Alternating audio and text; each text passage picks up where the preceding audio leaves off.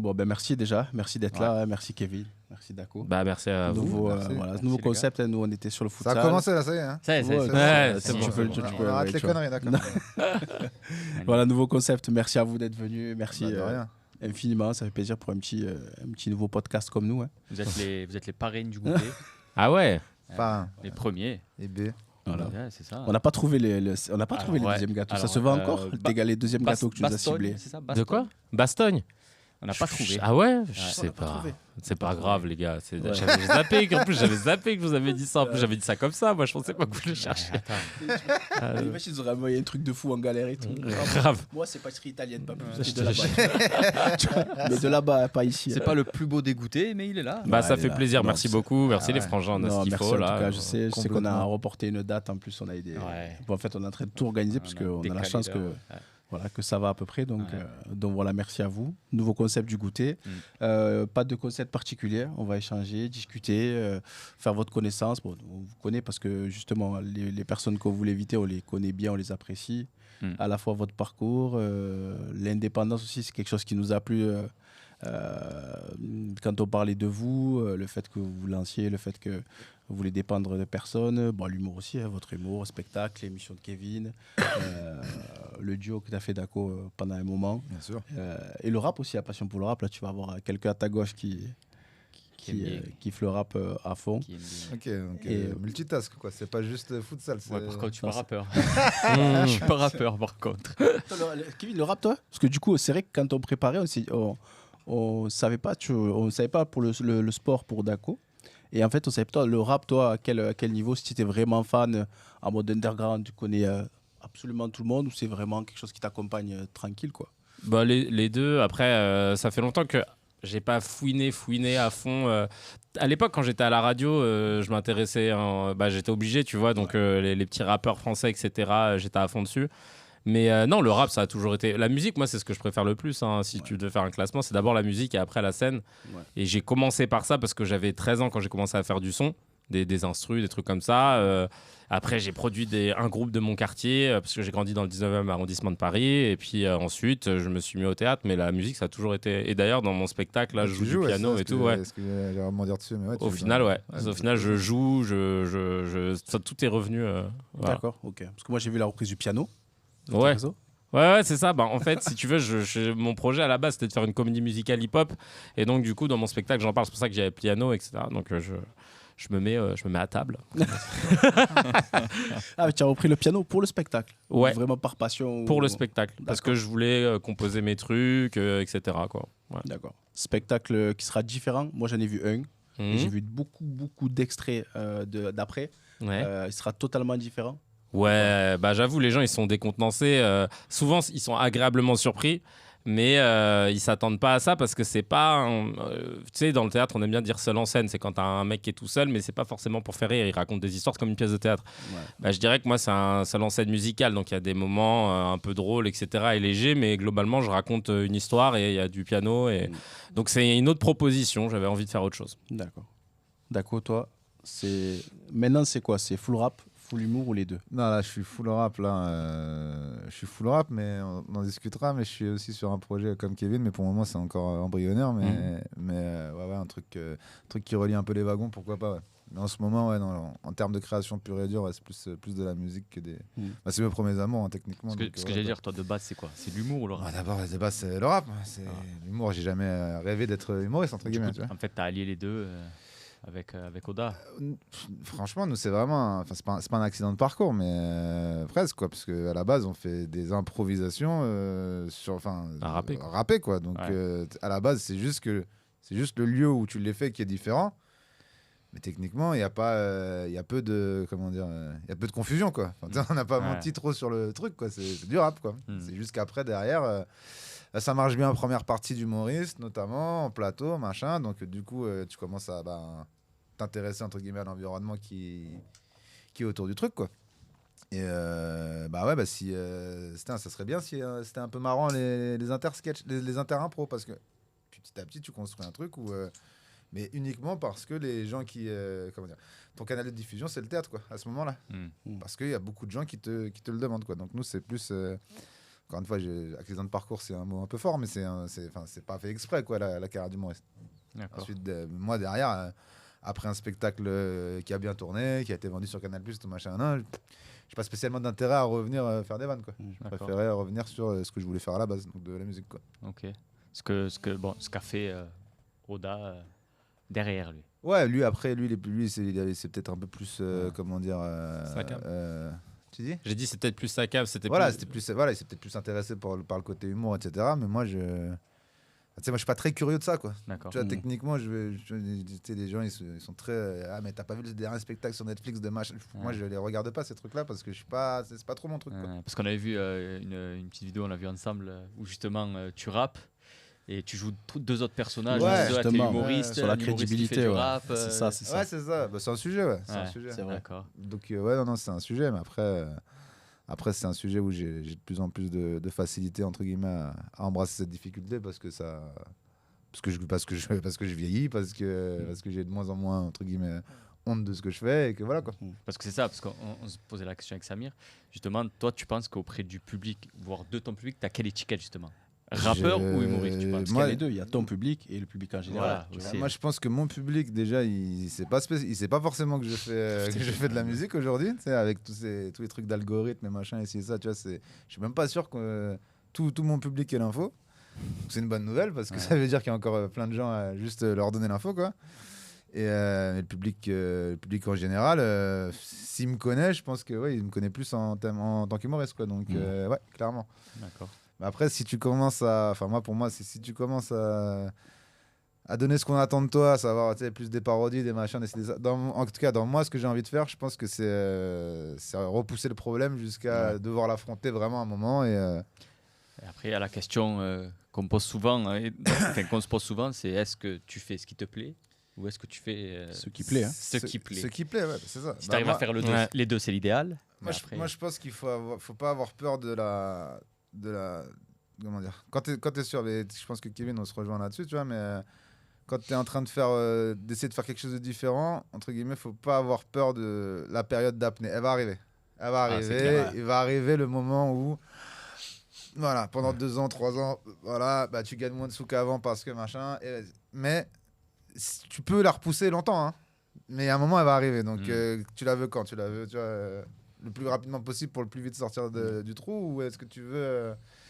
Moi, je suis dans cette réflexion-là, tu vois. Tu t'es donné un schéma comme ça, parce que j'imagine, bon, j'espère pour toi, mais que tu as plutôt bien gagné ta vie par rapport à ce qui s'est passé. Est-ce que tu te dis, bon, écoute, là, ça va être 2-3 ans compliqués, j'ai de quoi, en tout cas, vivre en famille et tout, j'y vais à fond, je calcule pas. T'es pas spécialement dans ce calcul-là, mais tu t'en rends compte sur tes fiches d'imposition. T'es pas en train de le calculer, mais tu le vois. Tu vois. Tu le vois. Tu passes d'un truc où t'es intermittent doigt dans le nez, que t'es avec genre, tu fais tous les plateaux que tu veux, machin, si tu changes de truc, donc il va falloir plus compter sur ça, reconvaincre d'autres gens ou les gens qui... Enfin, ça va prendre du temps, quoi, le process, pour arriver à peu près à ce que tu faisais avant, si tu y arrives. Mais oui, tu te fais pas les calculs comme ça, mais si t'es pas prêt à faire ça, tu le fais pas, non. Il y a des personnes... Je suis chaud de te reprendre une petite canette, t'es bonne. Ouais, c'est super bon, franchement, bravo. C'est notre partenaire, du coup. C'est grâce à lui qu'on peut... Ça s'appelle Zibo, c'est ça ? C'est ça, Zibo. Zibo Drink. Ouais. Voilà. C'est pas mal, hein. Boisson Gaspard, hein. On va voir notre Gaspard qui est 100% naturel, relaxante. Rafraîchissant à boire bien frais. Ah ouais, ça fait non, la mais en plus, différence. comme il fait chaud, là, c'est bien. Ça fait la différence. Pas mal, hein. Mais du coup, est-ce qu'il y a des personnes, mais après, je poserai la même question à Kevin, il y a des personnes qui... alors, pas de l'entourage, parce que j'imagine que même s'ils ils ont peur, ça reste bienveillant, mais il y a des personnes qui t'ont dit... D'accord, fais attention, ou là tu prends un virage, ça va être chaud. Tu veux y aller là-dessus ? Ouais, c'est parce que tous les deux, quand tu t'es lancé tout seul, Kevin, voilà, pareil, la même chose, même si tu restes toujours dans l'humour. Tu vois, parce qu'il y a des gens qui te disent, ok, Kevin, là tu te lances seul, c'est chaud. Parce que là, toi, tu te produis toi-même, tu comptes plus que sur toi-même, tu vois. Ouais, c'est ça. Du coup. Ouais, bah non, mais c'est surtout que je pense que c'est marrant, c'est bien que vous ayez choisi Daco. Et moi, parce qu'en fait, je pense qu'on est à peu près au même stade de nos carrières. Ouais. On a connu le mainstream, c'est ça. la télé, les machins et tout, dans un registre. Et puis là, on est en train de faire une espèce de conversion sur quelque chose qui nous est encore plus intime et qu'on a envie de faire, mais qui est un peu décalé, même beaucoup, de ce qu'on a été, de ce que les gens ont vu de nous. Donc c'est pour ça que dans tout ce que tu dis, je me reconnais de ouf. Je pense pas qu'ils aient fait exprès, mais c'est un bon casting. Voilà.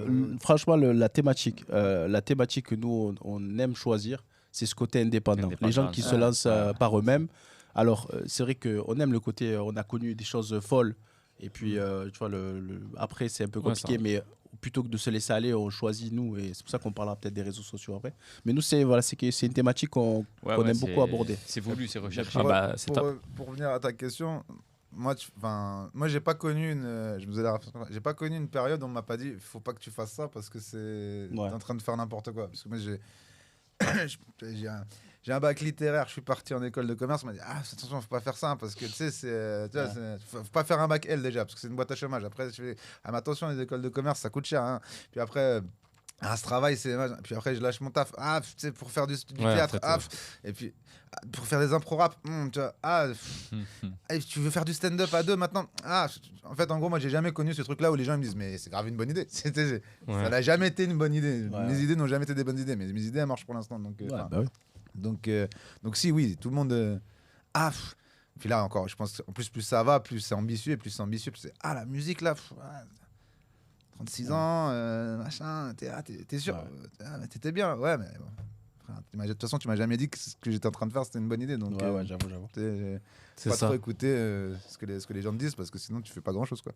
Et les gens après quand ça va prendre ils diront que c'était ça qu'il fallait faire. T'es un génie, t'es génial. Mais faut pas hésiter. Mais c'était ce qu'il t'avait dit non?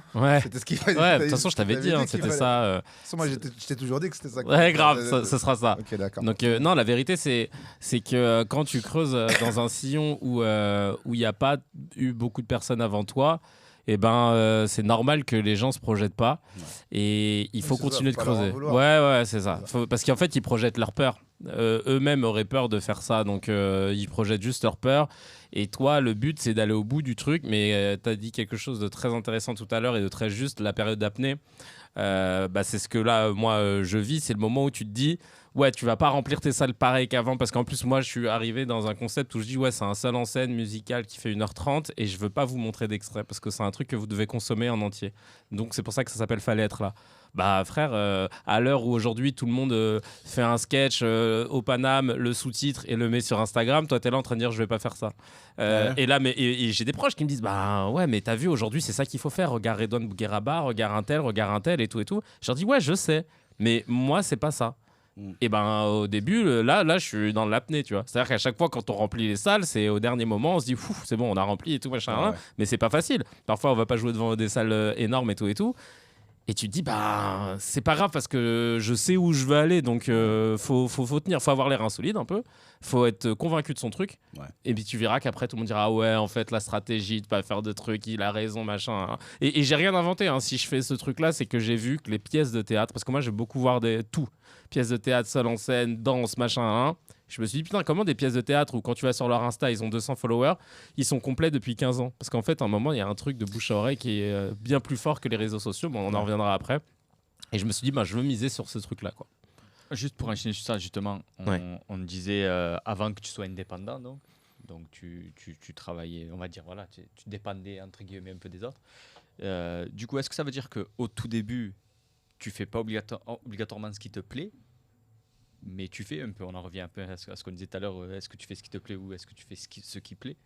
Est-ce que tu penses qu'il y a une grosse différence entre le Kevin Razi d'avant et le Kevin Razi de maintenant? Parce que juste, voilà, moi je prends un exemple, là, l'exemple qu'on a en tête, enfin que j'ai en tête et avec Samir on partage, c'est par exemple Mustapha El Atrassi. Ah bah oui, c'est le Mustapha El Atrassi d'avant et le Mustapha, tu vois, d'Atrassi d'aujourd'hui.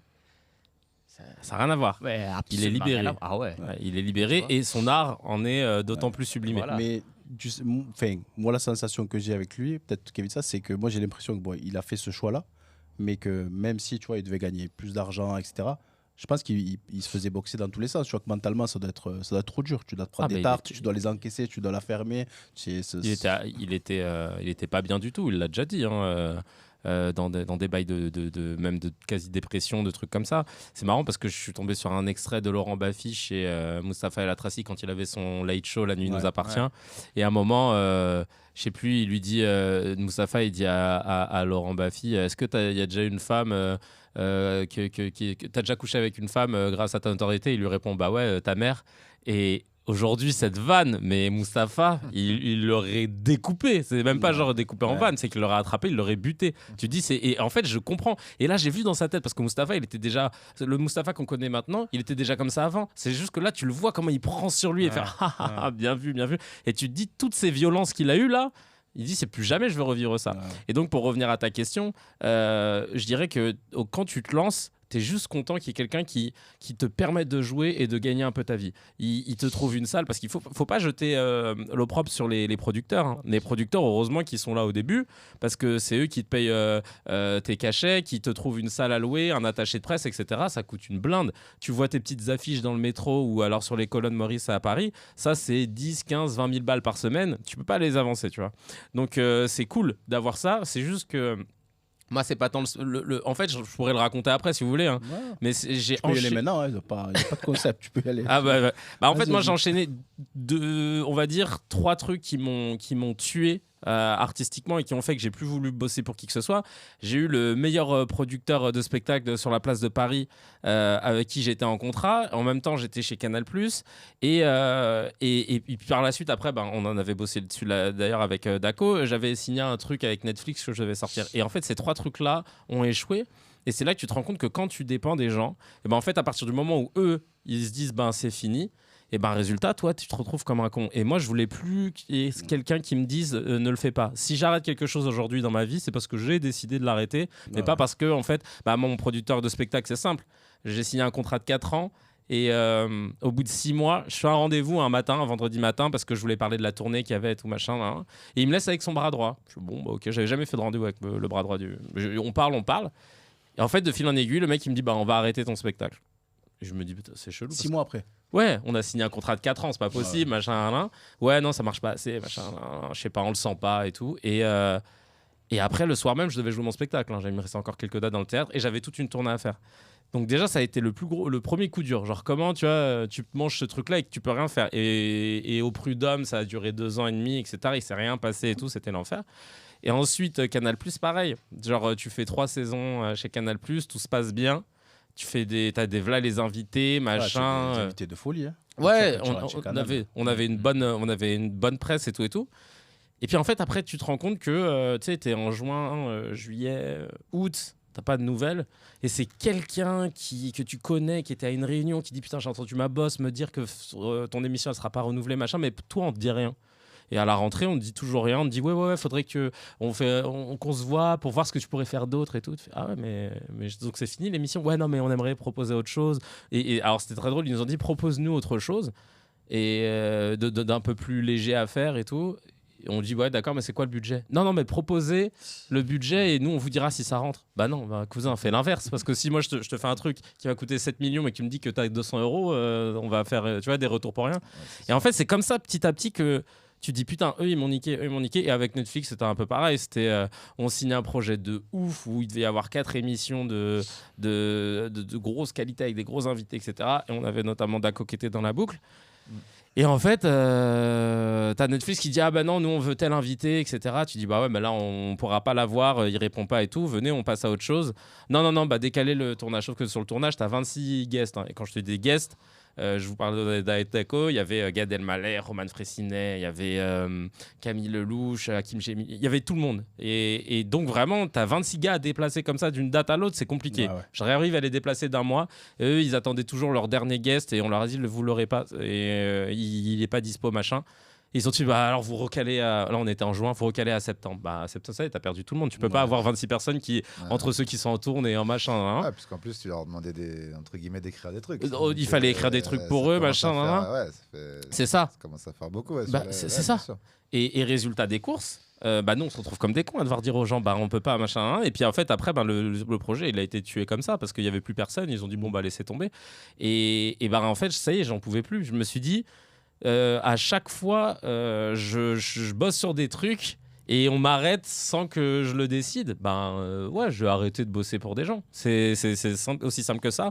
Et ce qui m'a tué, c'est par rapport à mon public, parce que quand tu bosses pendant 1 an et demi sur un projet qui sort pas, quand il sort, les gens comprennent pourquoi t'étais pas là. Ouais. Mais quand le truc il sort pas, on se dit juste quoi, Kevin Razi, il est mort ou quoi, il fait quoi et tout. Et moi dans la rue, je me mangeais ça tout le temps. Alors tu deviens quoi, et toi t'as envie de leur, tu peux pas leur dire, mais j'ai fait un projet de ouf machin. Et donc mon spectacle parle de tout ça, tu vois. Et tu te dis ça te tue en fait, ça te tue vraiment, ça te tue auprès de ton public, etc.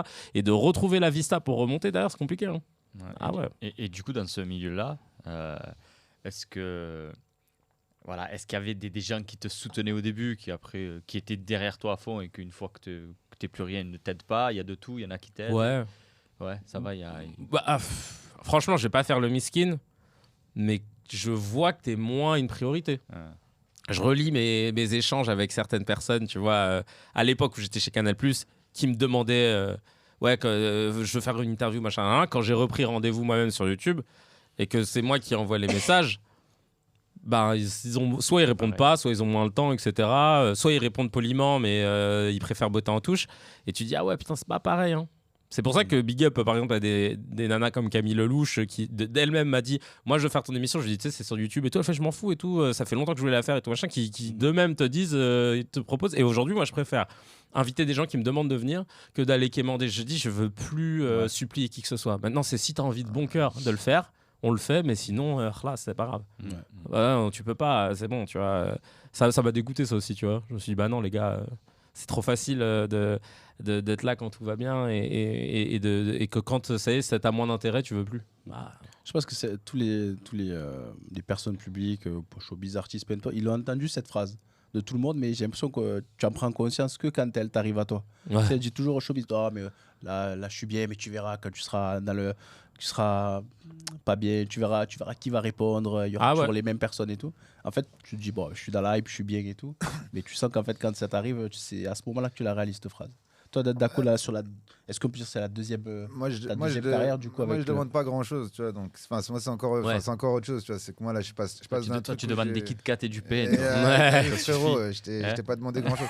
Et vraiment, un grand merci. Parce que petit média, c'est vrai, on a un petit truc qui commence. Je suis pas Kevin Razi qui demande des pâtisseries qui n'existent pas. Qui n'existent plus, c'est bon. Ouais, grave. Je suis allé trop loin. Non, mais après, moi ce truc-là, je le vois, entre guillemets, je le sens. Mais après, ça dépend. Tu vois, Kevin, il a commencé plus tôt. On a le même âge, Kevin, 87, tu vois. Il a commencé plus tôt que moi. Moi, quand j'ai commencé, je viens de Paris. J'ai déjà mon cercle très proche. Et je vois ça comme un travail. Ça veut dire, j'arrive, j'ai 27 ans, 28 ans, tu vois. Je vois ça comme un travail. Et je suis pas en train, entre guillemets, de me faire des illusions sur les gens en face de moi.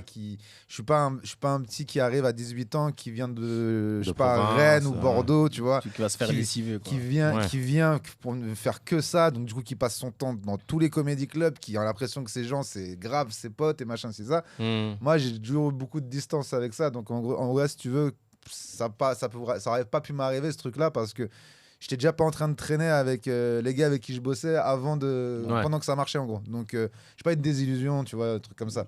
Après, je suis pas étonné de certains comportements, mais j'ai pas eu des trucs en mode ah putain, ah ouais, avant ça m'appelait, maintenant ça m'appelle plus. Franchement, en vrai, ça m'appelait pas de ouf déjà. Tu vois ce que je veux dire ? En fait, ça m'appelait pas de ouf, mais j'avais pas besoin que ça m'appelle pour travailler. Ouais, voilà, c'est ça. Voilà, c'est juste ça, en fait.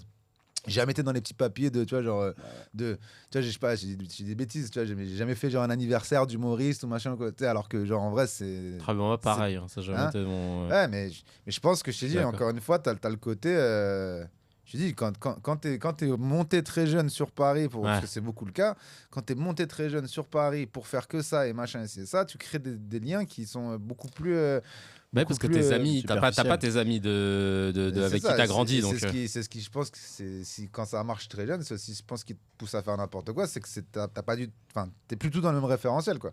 Ah bah j'en ai vu tellement, on en a vu plein des gens au Paname. Au Paname, il y avait des gens, je me rappelle, quand je les croisais, c'est vraiment le comédie club de référence. Moi, j'ai commencé là-bas, je crois que c'était peut-être en 2009. Et il y en a, moi c'est vrai que j'ai grandi à Paris, donc mes amis, etc., comme le disait Dako, je les avais déjà et c'est toujours les mêmes maintenant. Et donc j'ai pas eu de désillusion vis-à-vis de ça parce que j'attendais rien de. c'est ça, Mais c'est vrai que je vois des gars qui sont arrivés et les autres humoristes sont devenus leur famille. Donc quand tout va bien, c'est cool. Tu les vois sur les réseaux, ils vont en vacances ensemble, les anniversaires ensemble, les déménagements ensemble. Mais sauf que le problème, c'est qu'il y a un truc d'ego à un moment qui va faire fucked up tout le truc. Ça va faire capoter quoi qu'il arrive. Il y a toujours eu des embrouilles dans ces trucs-là. Et puis un aspect professionnel en fait. Tu peux pas être. Quand tu arrives dans un boulot lambda, tu deviens pas pote avec toute la boîte et quand on se va ensemble en fait. C'est juste ça en fait. Donc quand tu vas. Ah ouais. Donc quand tu vas dans un comedy club, t'es pas censé entre guillemets tu vois, c'est une compète, c'est machin. Et puis nous en plus on était deux, tu vois. Kevin non, tu vois, nous on était deux en plus. Donc ça veut dire que déjà pour pour un petit gars qui arrive, encore une fois, pour un nouveau qui arrive machin, il est obligé de plus s'ouvrir ce machin, tu vois. Nous tu vois. Et on souffrait déjà pas de solitude, on était déjà deux, on était déjà deux potes, machin, c'est ça. Donc t'es déjà dans un t'envoies déjà un écosystème. T'envoies déjà un écosystème qui fait que t'as pas besoin d'exister dans l'autre, tu vois. D'accord. Ouais, il y avait la série sur Netflix, Drôle. Ouais. Qui explique un petit peu ce monde-là. Là. Moi, je l'ai trouvé plutôt juste sur certains aspects. Hein. Franchement, j'étais agréablement surpris. Ouais. C'est un peu ça. C'est vrai que ça exprime bien le. Mais moi, la question, c'est que même si, après, même quand j'ai des bases solides, etc., est-ce qu'à un moment donné, tu te fais pas un peu prendre par ce système quand même? Parce que moi, ça m'a l'air d'être, tu vois, c'est la grande roue, ça s'arrête pas, tu vois des choses, te prendre dans quel sens? C'est-à-dire que de décoller un peu les pieds du sol. Ouais, décoller un peu les pieds. Je vais pas dire d'oublier d'où tu viens, je pense pas, mais de mettre un peu de côté, te dire, je vais découvrir autre chose. Il y a des discours qui vont me charmer, je vais me laisser un peu, tu vois, je vais me laisser un peu charmer, je vais me laisser un peu guider. Je fais des trucs que j'ai pas fait avant, c'est pas grave. On teste, on essaie, tu vois. Après, c'est un engrenage qui peut être. Y a pas de. Pour répondre à. Je vais être excité toute la journée là ou... Non, justement. Naturel et tout, c'est. Je pense que pour revenir sur ce que tu dis, ça doit arriver un peu plus. Vous, ça vous a fait surtout les autres. Alors nous, je pense Kevin non, je pense pas. Enfin moi, pour ma part, en fait, quand j'ai commencé à gagner ma vie, c'était en 2012, et c'est là que j'ai rencontré à l'époque mon ex-femme. On est resté 8 ans ensemble, et déjà ça cadre parce que t'as un cheminement, c'est bien balisé, etc., etc. Donc, j'ai pas connu de vida loca, de célibataire qui goûte au succès, aux soirées, machin, etc. Enfin, tu vois, je suis pas très alcool non plus, donc j'étais pas dans ça du tout, même. Donc, j'étais pas là, rapta, des soirées, machin. Tu vois, je rentrais pas. Et donc, j'ai pas vécu ce truc-là, je pense. Mais ça doit sûrement arriver aux gens qui viennent, qui sont, comme on parlait de ces petits humoristes qui viennent de province. Là. C'est souvent ceux qui sont les plus parisiens après, au bout de quelques années, qui se disent ah non mais moi, si c'est en dehors du périph', c'est pas possible. J'ai déjà entendu cette phrase de gens qui viennent de Marseille notamment, qui me disaient qu'ils cherchaient des apparts. Ah ouais, mais moi c'est hors du périph', c'est mort, et qui deviennent un peu bobos, tu vois. Et c'est eux qui peuvent péter un peu plus un plomb parce qu'ils ont pas d'attache ici, tu vois.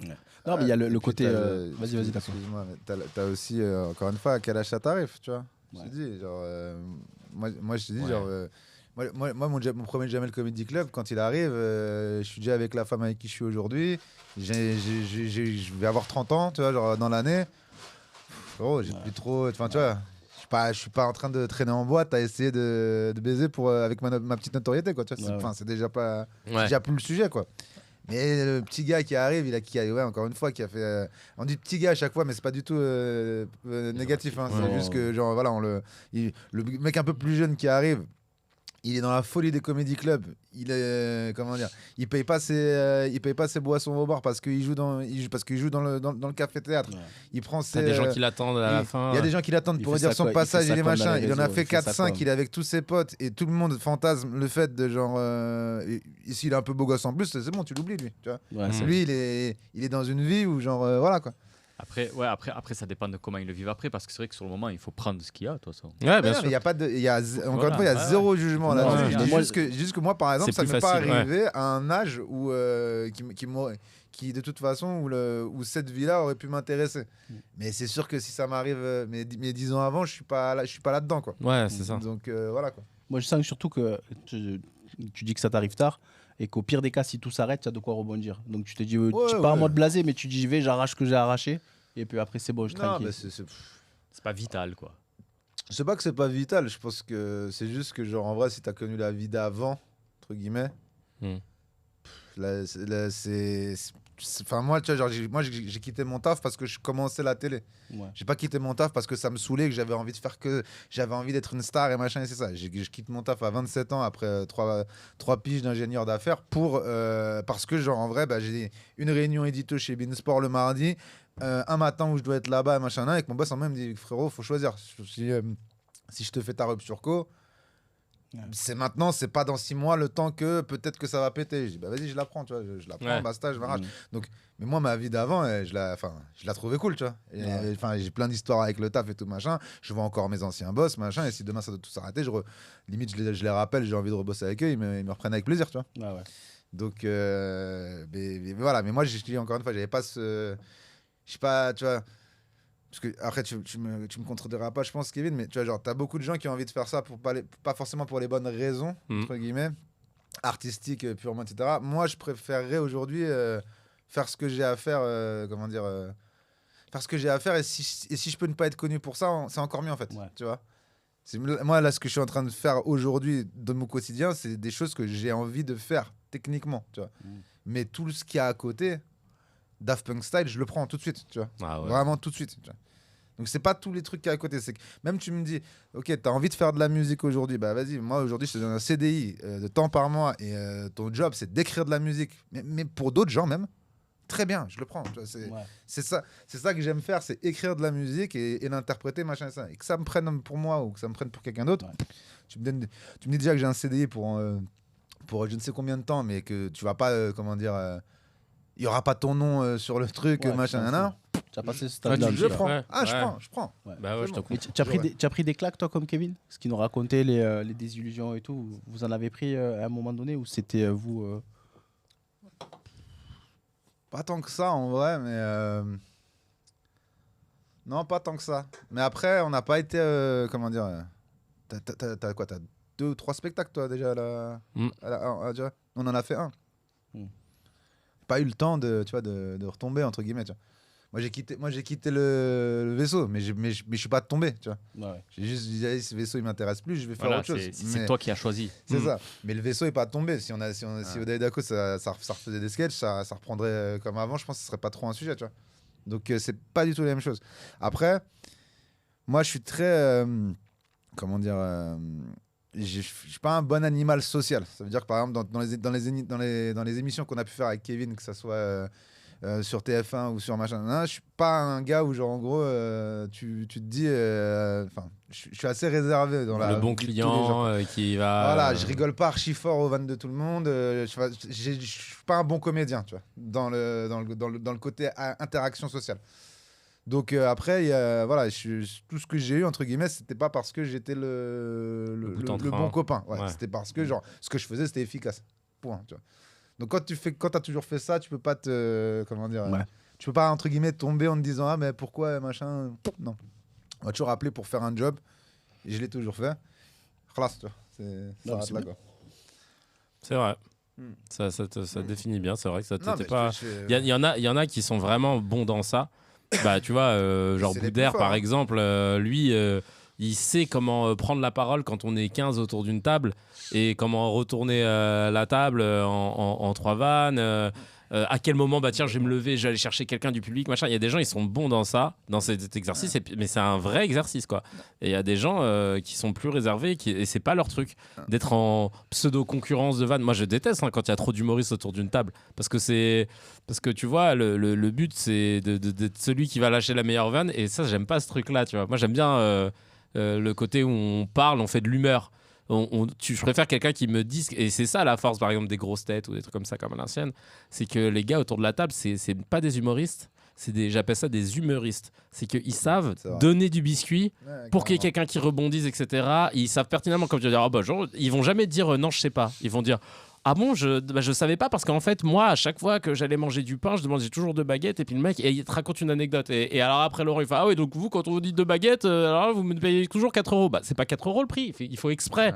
Mais en fait ils savent trop donner du biscuit, et derrière quand il y a un sniper, bim ça tombe, il fait un running et tout. Mais si tout le monde est en mode sniper à attendre qu'il y a quelqu'un qui fasse un pas de côté, bah il se passe rien. C'est clair. Et après les grosses têtes c'est quoi? C'est des gens confirmés. Ça fait longtemps que je parle. Les grosses têtes, c'est des gens des gens confirmés. Quoi. Ouais, c'est toujours. Je sais même plus qui là. Il y a en vrai. Jean-Philippe Janssen. C'est pas des jeunes, quoi. Il y a rarement des jeunes. Ils en ont eu.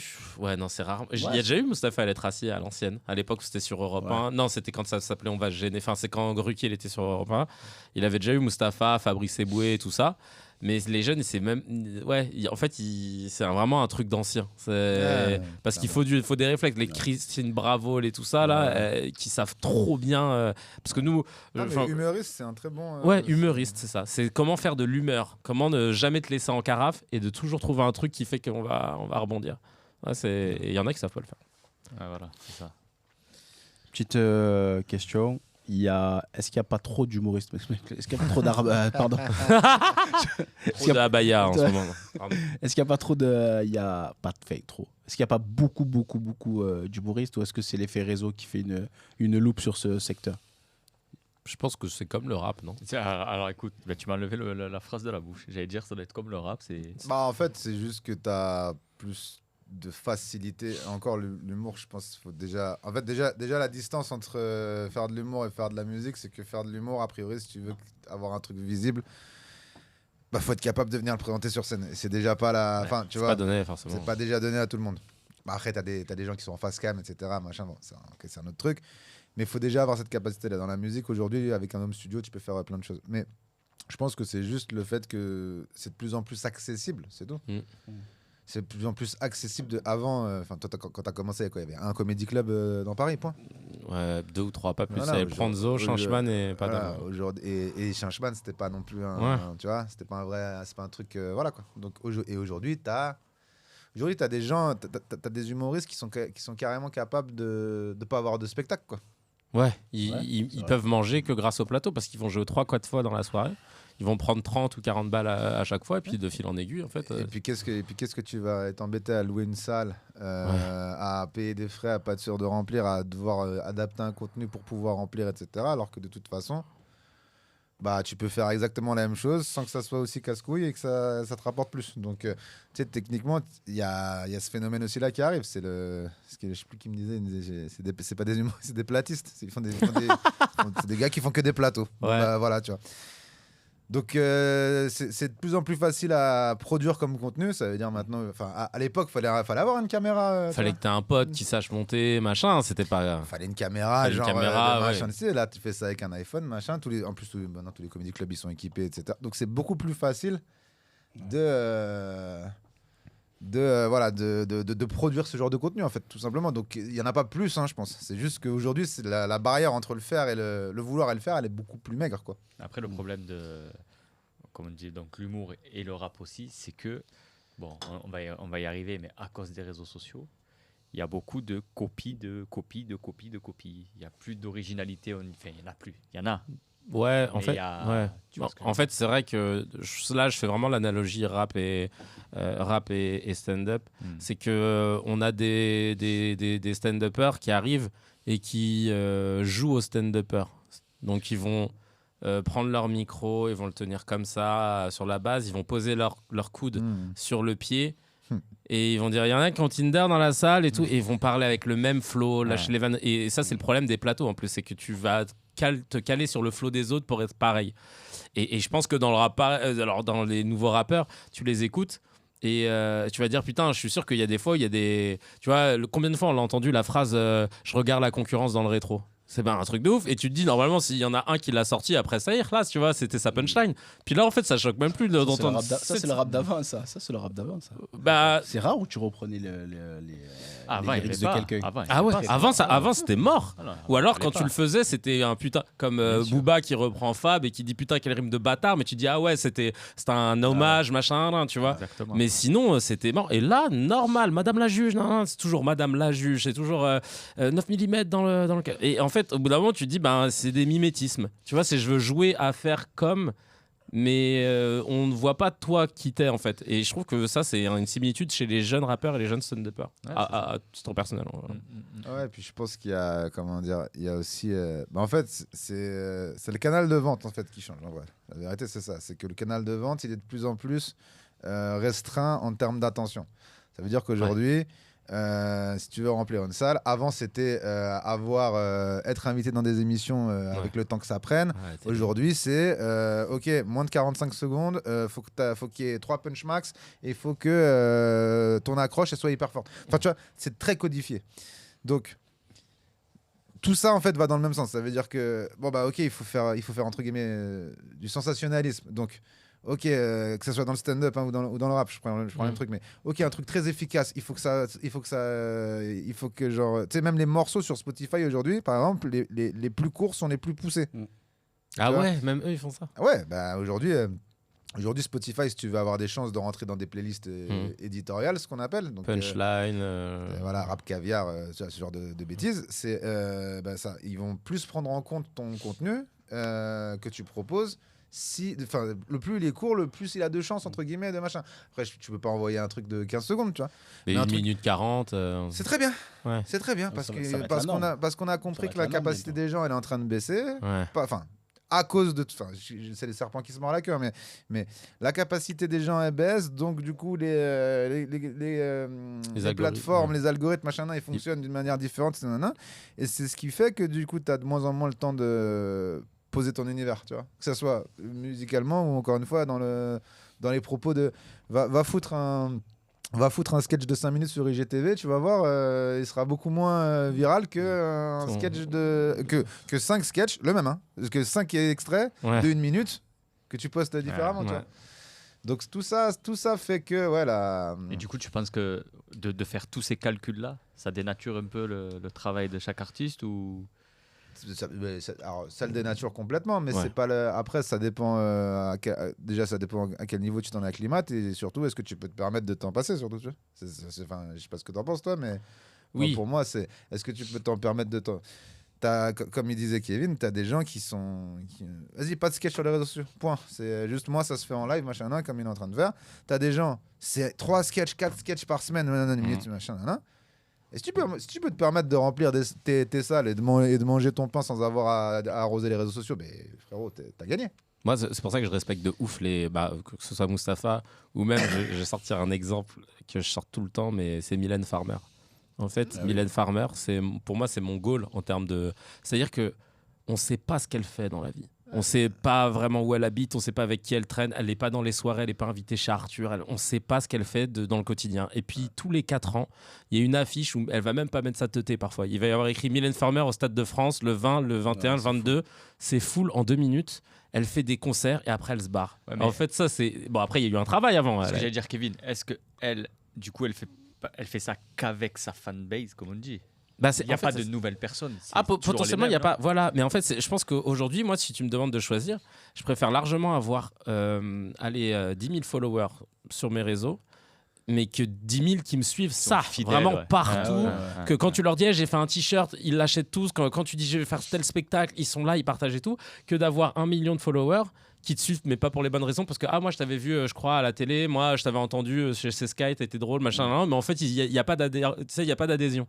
Et je me suis rendu compte en prenant de l'âge et de maturité dans ce milieu que je respecte 10 fois plus les artistes qui sont là depuis et qui ont leur public. Je sais pas, je pensais, tu sais quoi, à des gars genre les Chevaliers du Fiel ou les Baudins. C'est des gens, genre ça nous parle pas. Mais pour autant, ça fait 20 piges, ils peuvent remplir des salles de 5, 6 000... Les Baudins, j'ai découvert qu'il y avait 10 semi-remorques qui se déplaçaient pour leur spectacle. C'est genre le Roi Lion, leur bail. Et eux, ils ont même pas besoin de la télé. C'est Gad qui avait dit ça dans une interview, il parlait des Chevaliers du Fiel, il dit « Je comprends pas, les Chevaliers du Fiel et moi, on fait les mêmes salles, et eux, ils sont même pas à la télé, ils les remplissent. Ouais. » Et c'est ça, en fait, la force. Je pense qu'eux, ils s'en battent les couilles, tu vois. Ils se disent « Frère, moi, j'ai mon public. » Mais par contre, ça se renouvelle pas. Ouais, mais en fait, après les Mylène Farmer et Johnny, ça se passe de génération en génération. Tu vois, les enfants et tout machin. Parce que tu vois, Mylène Farmer, elle un tout début de carrière, elle faisait, tu vois, des clips de fou sensationnels, un peu interdits, tu vois. Donc une fois qu'elle a construit ça, après, c'est bon. Mais moi, il me semble que ça m'étonnerait pas, tu vois, que parce que genre après c'était comme Johnny, tout ça, tu vois, c'est des vrais fans, ils sont costauds, tu vois, ils suivent, ils défendent et tout. Genre par exemple, s'ils avaient connu, elle aurait fait ça peut-être 20 ans après. Mais sur les réseaux, ça serait. Sûr que tu touches à Mylène Farmer, je pense que tu aurais des DM, Ouais. tu en aurais 100 000, des gens qui t'insultent, qui viennent Je te pense voir que et tout, machin, tu vois. PNL, ils suivent ce modèle-là. J'allais te dire ça, ouais. PNL, tu les vois pas en faire des stories Ouais. pour leur dire je suis à Marrakech, ici, Ouais, machin. ouais, Tu les vois pas ouais. faire ça, tu vois. Ouais. Et donc, au final, c'est possible. Après, c'est long. Enfin, ça dépend. Et puis, il faut être bien entouré. Et puis, il faut avoir une grosse stratégie. Enfin, tu vois, c'est pas anodin, mais voilà, moi, j'aime bien les gens qui ont leur fanbase. Si tu peux te Ça, permettre. ouais, si tu peux te permettre, c'est mais tellement chambé. On n'est pas tous C'est cap. ça. On n'a pas tous le luxe de pouvoir se permettre de pas jouer ce jeu-là, en fait. Mais tu vois, moi, ce qui me saoule, c'est sur les réseaux sociaux en tant qu'artiste, c'est que nous, on est artistes, donc on est là pour proposer notre art. Et les réseaux sociaux te poussent à, si tu postes pas assez de stories ou de contenu, machin, l'algorithme, il t'éloigne un peu des gens et tout, donc tu es obligé d'agiter les bras pour exister. Et moi, c'est tout le truc que je veux pas faire. Et c'est chiant d'être bloqué dans ce truc-là. Donc en même temps, mes réseaux me permettent de communiquer sur mon travail, mais en même temps, j'ai pas envie de poster tous les jours, moi, parce que c'est pas mon job. Je suis pas influenceur. Ouais, Et il complètement. y a ce truc, tu vois. Il y a ce truc de, en fait, puis surtout, t'as gagné des followers à la loyale durant des années et on te propose de moins en moins de les toucher. Ou alors, Eux ne s'en rendent pas compte parce que pour eux, t'es un de tous les gens qui suivent. Ouais. Mais ouais, tu les as gagnés à la force de ton travail déjà. Comment ça, t'as gagné tes followers et comment ça, tu peux pas leur parler en fait à Ouais, tous, tu dois payer pour pouvoir leur parler. mais c'est dingue. le business model de Instagram et qui va devenir celui de TikTok parce qu'on sait très bien comment. Enfin, on a vu la transition Facebook Insta.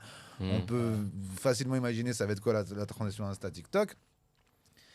Bah ouais, la solution c'est quoi? La solution c'est de faire un truc tellement unique ou tellement genre spécifique que les gens ils te suivent pas pour ton travail sur les réseaux sociaux forcément. Mais si tu veux renouveler ta fanbase, il y a un moment où tu peux pas t'en passer. Enfin, c'est le gros casse-tête des artistes d'aujourd'hui. C'est comment tu communiques uniquement sur ton travail parce que c'est ce que tu as envie de faire et comment tu fais pour prendre en compte dans tout ça tous les canaux différents.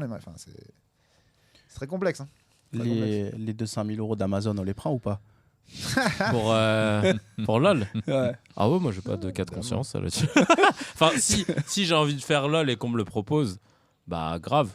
Enfin, après, faut juste le faire parce que t'as envie de faire le truc. Tu te sens bien de le faire parmi les gens, tu vois. Ouais, clairement. Bah, déjà, faut qu'on te le propose. Ouais, voilà, c'est ça en fait la question. Si moi je vais, je te le gens... propose, tu vois. Si je vais, je dis, d'accord, Kevin. Allez, bon, si y a Daco, ouais, grave. Franchement, Daco, il va grave gagner en plus, parce que comme c'est pas un animal social, il va gaulerie à personne. Ah, putain. Mais je vais faire gaulerie personne non plus. C'est une plante. Il y en a qui n'ont pas trop fait rire dedans, qui étaient là juste pour être là. J'ai jamais regardé. Ouais, moi j'ai regardé un peu. Paul Mirabel, il s'est fait tacler pour ça. Il est arrivé à la fin, mais il a pas tenté une fois. Il a fait une vanne au début, et après il faisait pas rire personne. Alors que Pierre Ninet, miskin, il était là, il envoyait. Et je me suis dit, pour moi en tant que spectateur lambda, c'était chiant parce que j'avais envie de voir des gens qui se challengeaient, et l'autre il faisait que de se retenir de rire. Et tu dis bah non. Mais donc c'est pour ça que je dis Daco, lui il a ses chances d'aller loin parce que il va rester dans son coin. Mais si tu veux parler de cette polémique là, moi Ahmed Silla, je l'avais trouvé assez pertinent là-dessus, à savoir qu'il disait mais tu sais pas ce que j'ai fait de cet argent en fait. Par rapport à Blanche Gardin qui disait je refuse. Ouais. Moi, tu les as mis dans la poche, c'est pas grave. Non mais c'est effectivement c'est des grosses sommes, c'est machin, c'est ça. Moi ce que je suis là où je suis d'accord avec Blanche, c'est le déséquilibre entre ce que tu gagnes pour l'assaut versus ce que tu mets dans ta poche. Ouais. Ok, ça peut être ça peut être rééquilibré. Après, tu sais, la vie elle est trop compliquée pour que genre des sommes comme ça, tu t'en serves pas en fait. Tu vois. Ouais. C'est comme ceux qui ont reproché à Benzema d'être parti en Arabie Saoudite pour 400 millions. Ouais.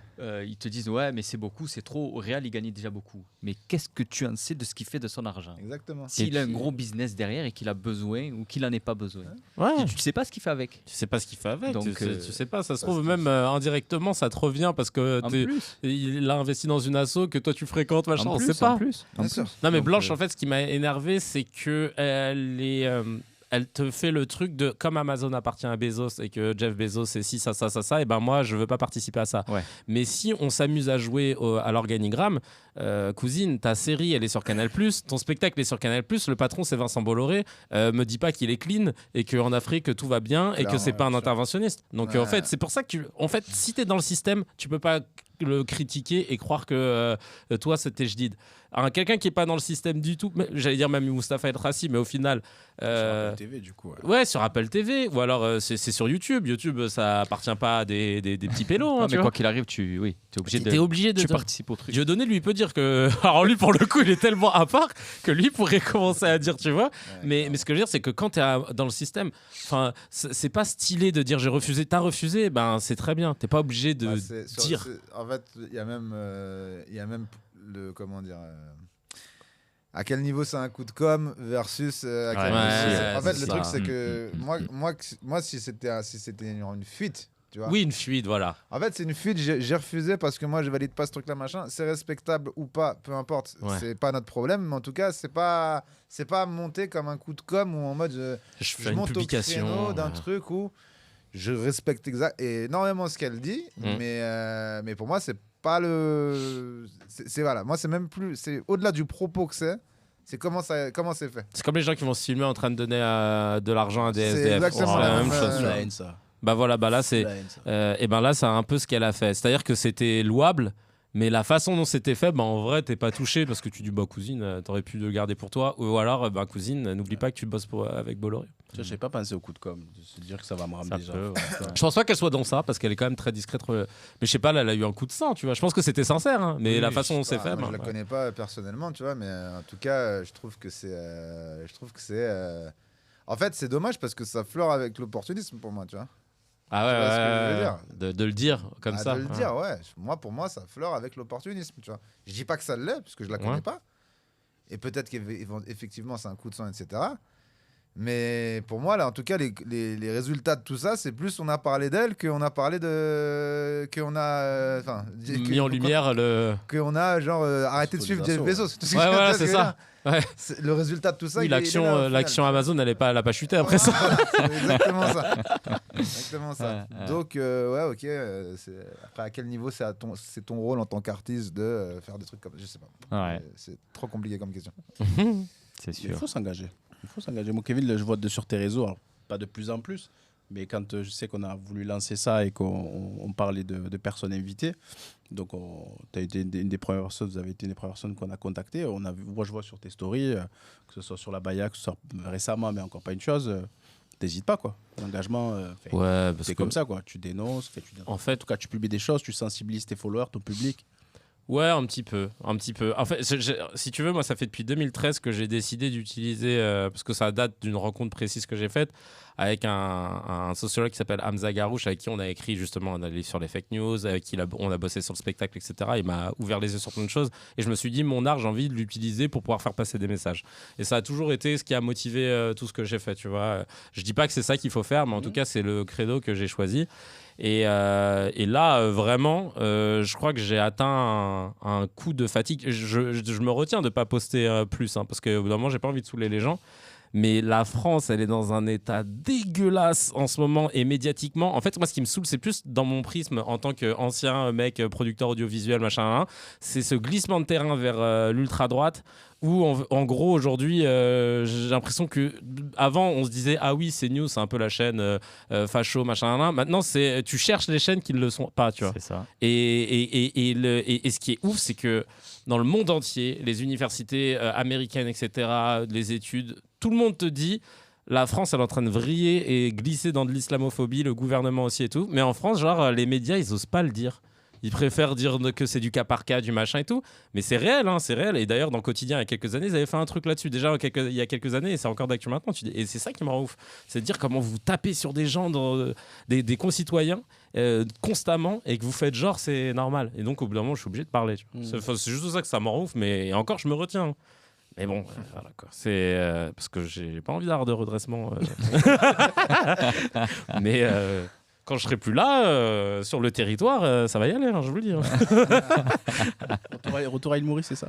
Ah, j'aimerais bien. Ouais. J'aimerais bien, tôt ou tard. Ouais. Tôt ou tard. Des belles images des vacances. Ah, ouais. Bah, franchement, j'aimerais bien. Après, l'île Maurice a ses défauts aussi. Il n'y a pas de pays parfait. Non. Mais il y a un moment où, je sais pas, si tu te sens plus très bien à un endroit, t'essayes. Et puis après, faut partir. Hein, si tu vois que t'arrives pas à changer le truc.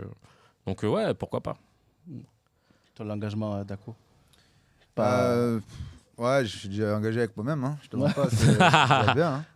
Hein. Non, mais après, la formule que vous avez avec Oda, c'est vrai, elle est pas. Il y a pas de. Vous avez votre. C'est de la performance. Ouais. Après, encore une fois, moi, tu vois, genre, j'essaie de pas juger le message, j'essaie de juger l'intention, tu vois. Parce que tu vois, même ce qu'on est en train de faire là, tu m'arrêtes si je me trompe, mais tu vois, genre, même ce qu'on est en train de faire, parce que toi, t'as pas de salle à remplir, entre guillemets, donc c'est encore un autre sujet. Mais vas-y, prendre la parole, par exemple, via un sketch sur ce genre de sujet-là. Si c'est un sketch où tu es complètement complet de partout et que tu n'as pas besoin de remplir, j'entends. Si c'est en ce moment ça marche, l'humour d'actu, faut que je fasse un truc d'actu. Ouais, bah ouais. En c'est fait, opportuniste. c'est l'intention derrière moi que je juge. Parce qu'en vrai, il n'y a pas de. Comment dire il n'y a pas de bon samaritain et il n'y a pas de diable en personne. Mais en fréquentant un peu ce milieu, c'est pas l'engagement le plus. Tu vois, c'est pas ce que je retiens, l'engagement des gens. Tu vois. Ce que je vois, c'est. Non, mais tu captes ce que je dis, tu vois. Bah, je pense à des gens qui vont faire des chroniques radio, tu vois. T'es obligé de surfer sur ce qui se passe, mais t'es obligé de. En fait, le mercredi à 10h, faut que t'aies une chronique. Donc tu regardes ce qui se passe et tu te dis putain, en ce moment en TT, il y a Abaya, machin. Est-ce que j'ai vraiment un truc contre l'Abaya ou pas? J'en sais rien, mais parce que je dois produire un truc, bah, je vais le faire. Et c'est vrai que d'un coup, ça fausse. Ça fausse quand même. Pour nous, en connaissant un petit peu le truc de l'intérieur, on sait quand même que France Inter, t'y vas pas pour le cachet. Ouais. France Inter, t'y vas pas non plus globalement, a priori, pour la tribune que ça te donne pour dire des trucs hyper intéressants pour changer le monde. France Inter, t'y vas parce que tu sais que ça remplit des salles, en fait. Donc, tout ça, en fait, moi, fait que engagement, tu vois, genre, je me méfie de ce terme, tu vois. Je me méfie de ce terme. Et après, non, moi, j'ai pas des sujets de sociétaux, tu vois. J'essaie de les traiter avec mon prisme à moi et ça donne un avis sur ce que j'ai. Enfin, ça donne mon avis, mais j'ai pas de prisme très sociétal où j'ai pas l'impression de. Comment dire j'ai pas l'impression d'avoir une grosse plus-value à ajouter là-dessus, en fait. Je suis pas un analyste politique ou je suis pas un. Tu vois, genre. Et globalement, surtout quand on entend des gens engagés, c'est 90% des fois. Très simplifié, c'est démago et c'est pas très précis en fait. Donc moi, si c'est pour faire une analyse d'un sujet que je connais vite je vois pas l'intérêt. Ouais, totalement d'accord. Après pourtant, c'est une majorité de ces personnes-là. Hein. Ouais. Regarde, tout à l'heure, on parlait en off un peu de foot. Le foot, c'est le pire des sujets qui est maltraité en France. Hein. À la radio, à la télé, les journalistes, c'est des journalistes qui connaissent pas le foot qui parlent. En vrai, c'est des passionnés, mais pas des. Voilà. Ouais. C'est comme tous ceux qui parlaient du coronavirus sur les plateaux. Ouais. C'est comme si moi demain je vais parler d'économie. Ouais, je suis payé, ben j'y vais, je vais parler d'économie. Ouais. Je vais te dire des choses. Bah ça, c'est le problème. Base. C'est le problème. Je fais une petite virgule, mais c'est le problème qu'on a en France. Enfin, dans d'autres pays sûrement aussi, mais on est en France, sur la différence entre journaliste et éditorialiste. Parce qu'au final, un journaliste, c'est quelqu'un qui donne une information neutre, dénuée d'opinion, et un éditorialiste, c'est quelqu'un qui donne son opinion.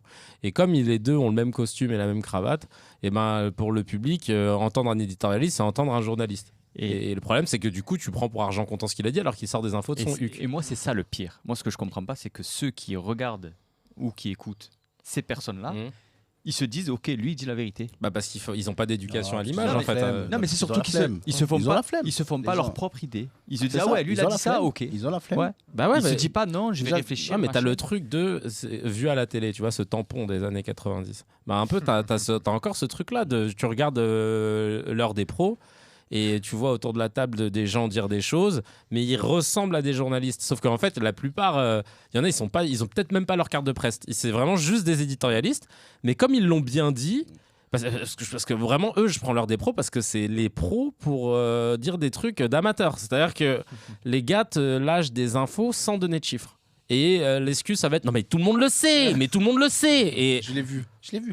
non, mais on le voit. Allez dans la rue, ouvrez la porte, on le voit. C'est ça. Et en fait, c'est tellement sensationnel, c'est tellement démago, c'est tellement truc que en fait, t'as envie de, tu te dis il a la télé, il a raison quoi. Ouais, c'est ça. C'est un peu ça. Ils vont te dire c'est noir ou blanc.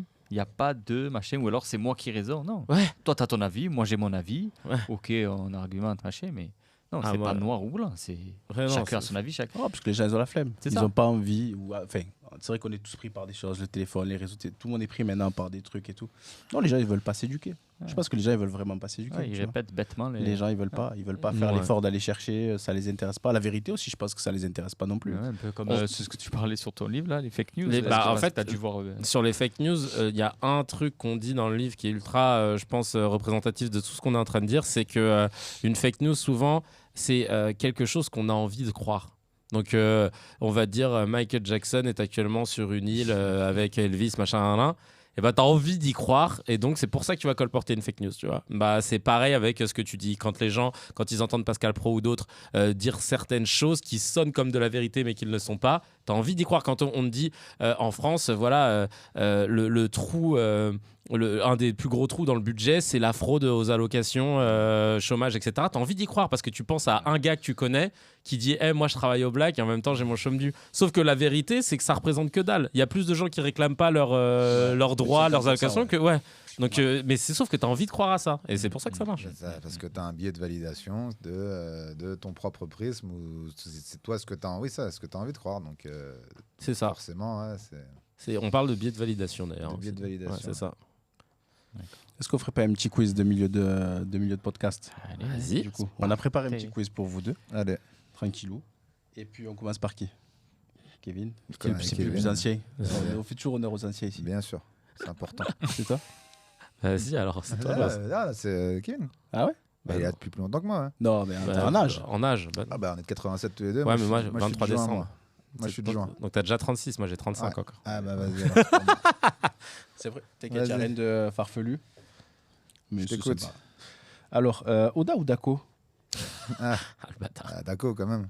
Dako ou Samir? Ah ouais, Daco. France ou Algérie? France. Mafia tressée ou Oxmo Puccino? Ah, mafia tressée.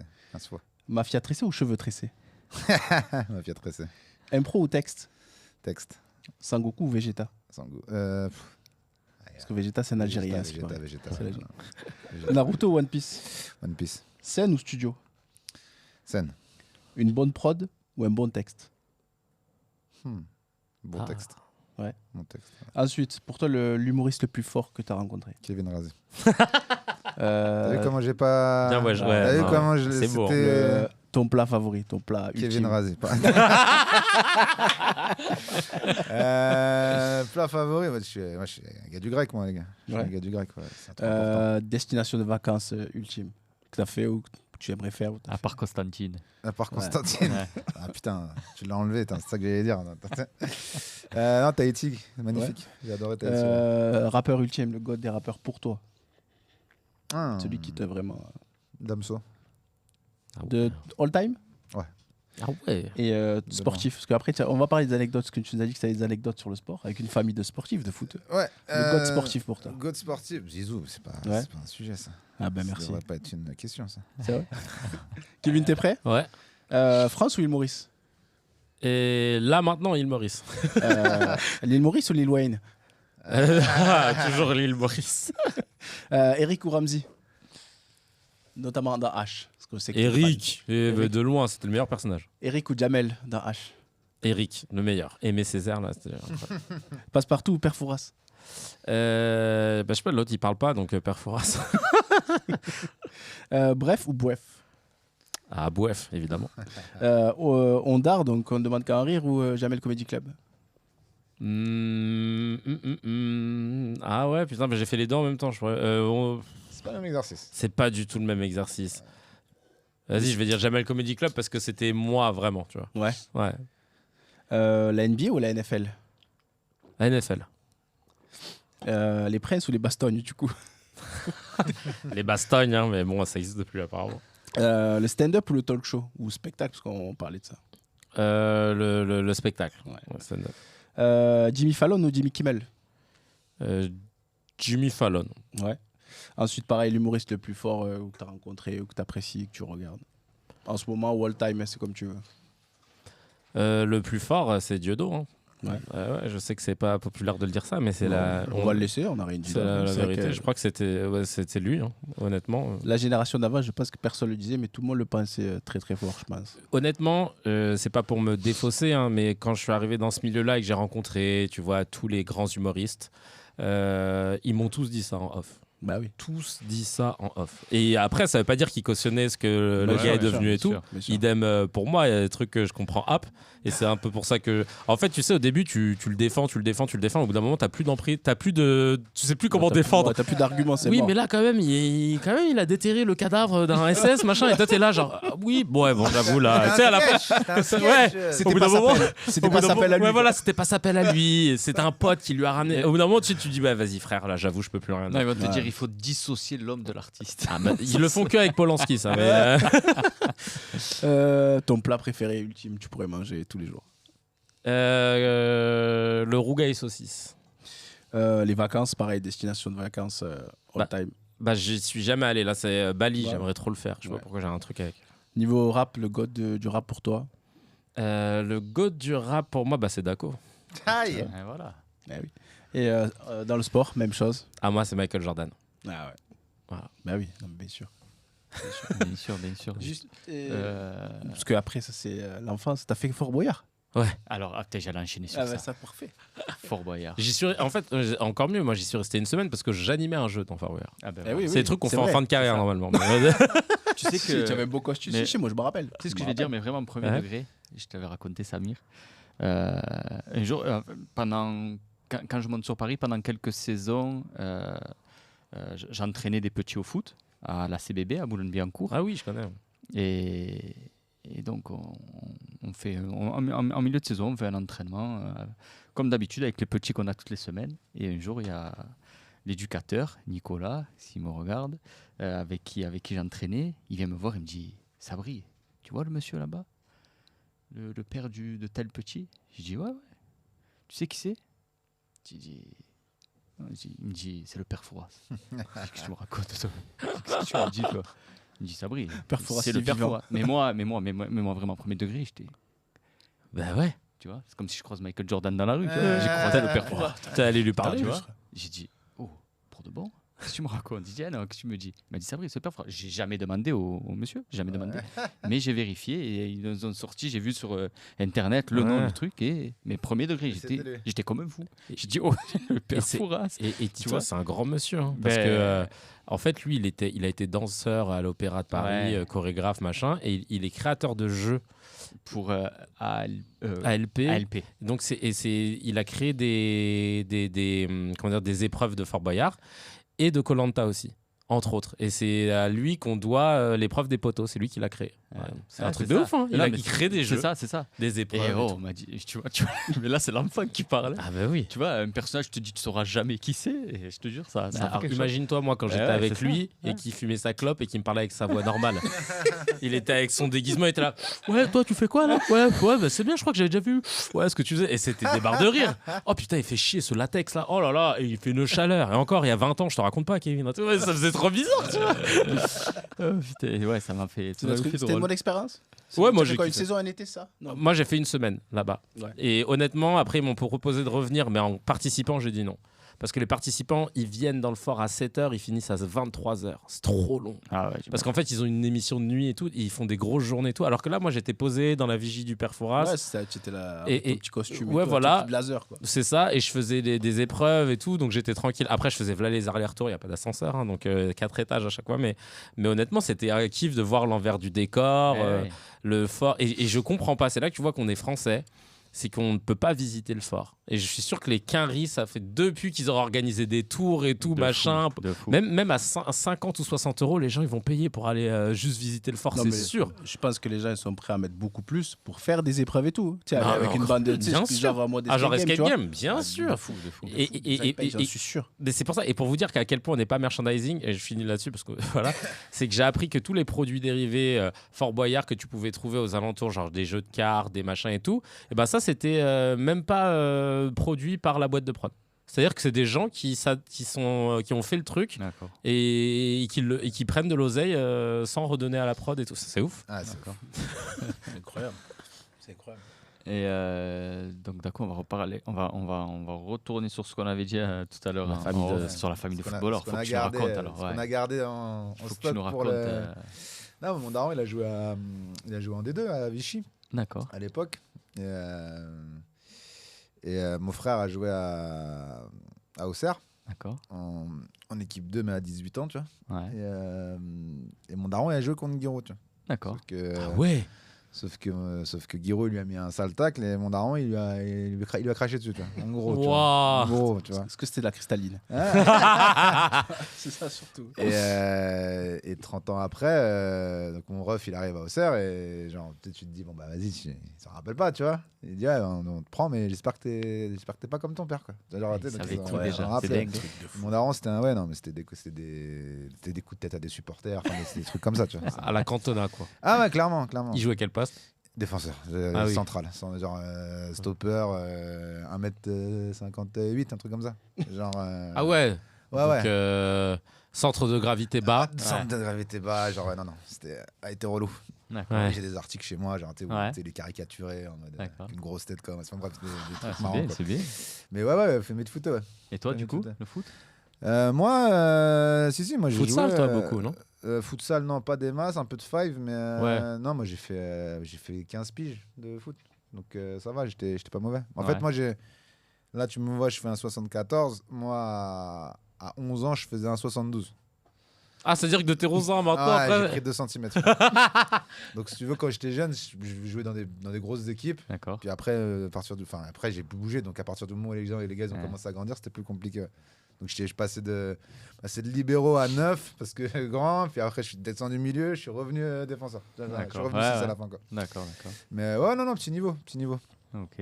Et donc toi, NFL, joueur de football américain aussi? Ouais, j'adore ça. J'ai rentré de mon on a vu d'ailleurs, c'est pour ça qu'on t'en parle. J'ai vu ça. J'ai repris là parce que après le confinement, j'ai pas pu reprendre.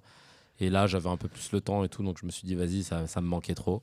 Mais honnêtement, j'ai déjà fait un peu de foot en club, un peu de basket aussi, et c'est le sport le plus inclusif que j'ai trouvé, dans le sens où, tu sais, plus souvent dans les autres sports, en général, on te demande d'être plus ou moins rapide comme les autres, etc., d'être aussi fit que les autres. Alors que là, au foot US, si t'es gros, il y a un poste pour toi. Si t'es queue, c'est un poste pour toi. Si tu cours pas lentement, il y a un poste. Et c'est chambé parce que du coup, tout le monde peut trouver sa place dans l'équipe. Et les entraînements, ils sont ultra bien cadrés. Il y a énormément de codes et tout. Beaucoup de respect aussi, tu vois. Un truc tout con, mais quand le coach il parle, tout le monde me met un genou au sol. Alors, c'est pas un signe de respect, mais c'est parce que comme on est nombreux, il veut. C'est au moins 50 dans une équipe de foot US. Il veut pouvoir voir tout le monde. Mais c'est des codes qu'ils ont gardés. Je sais que quand il y a un joueur qui est blessé sur le terrain, s'il n'y a pas tout le monde qui s'attroupe, parce qu'en plus, avec les armures et tout, ça sera impossible. Genre, dès qu'on voit que le joueur est blessé, il y en a qu'un qui appelle le médecin, et puis tout le monde s'assoit au sol. Et puis dès que le mec se relève, tout le monde applaudit et tout. Et il y a des trucs comme ça, tu vois, qui sont top. Même à la fin de chaque match, ils te disent tous casque à gauche. Et en fait, tu mets ton casque, t'enlèves ton casque, tu le mets à gauche. Et on se met en file et on doit checker tout le monde comme ça, tu vois. C'est pas style comme à la fin du foot où tu vas checker un peu ce que t'as envie et tout. Là, t'es obligé de dire, de remercier tout le monde, de soit le staff et tout ça. Et il y a plein de codes comme ça que je trouve top en fait dans le foot US. Et du coup, comment tu vis un sport de ballon où tu touches jamais le ballon du coup?